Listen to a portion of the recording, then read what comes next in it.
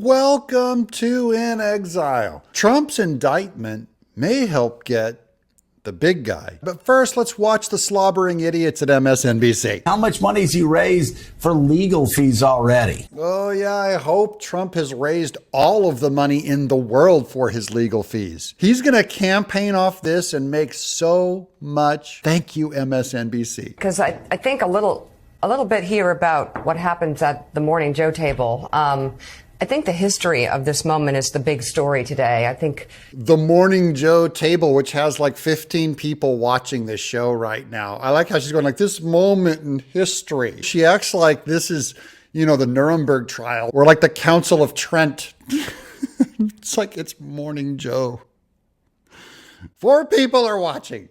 If there were viewers or people coming right now expecting to see hysteria or glee, there's nothing to report on. We don't know what is in this indictment. And so I always like when reporters go, and now on this report. Well, actually, the facts are we don't know anything. Well, I know what's in the indictment, 30 counts of BS. For those who are, screaming and crying on the air about weaponization of the government or collusion with the Biden White House or... Oh, no, I'm not screaming and crying. We're laughing at you, Mika. I think it's funny. I'm allowed to. This is still America for about 30 seconds.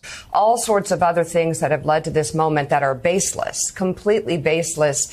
It's not responsible. Here's Mika, who swallowed every hook, every fish hook on the Russia collusion and repeated it on her network.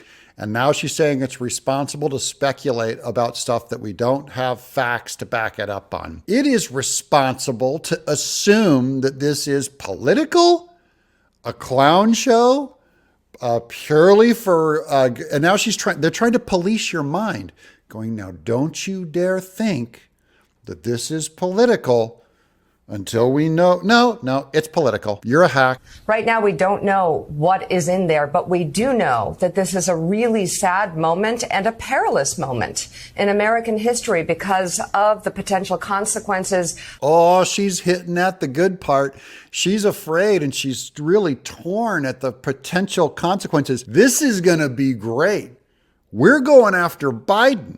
Of a former president being indicted and what that might open the door to. But Right. If the indictment has legitimate laws broken, then there was no other choice but to move forward. And that's sad. Okay, and this is the old, hey, you broke the law. Every single person in the United States breaks the law. The government has so many laws now, it's impossible not to break. There's some statistic on it, just a number of laws every day.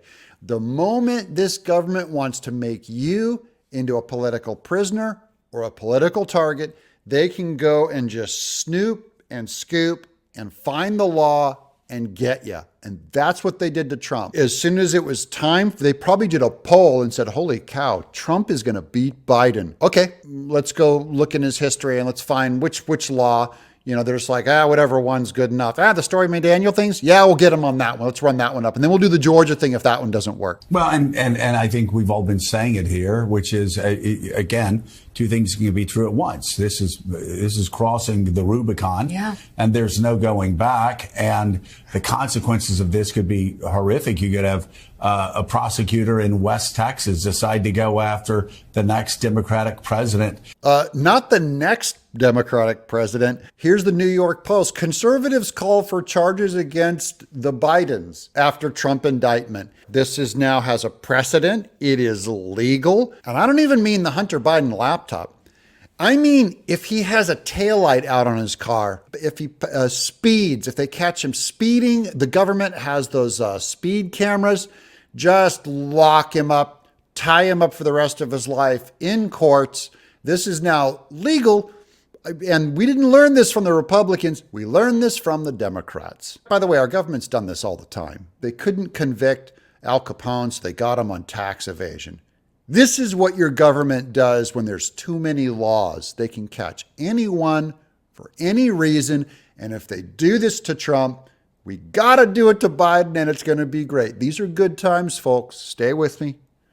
And that's why I'm the happiest guy I know. I'm Doug in Exile.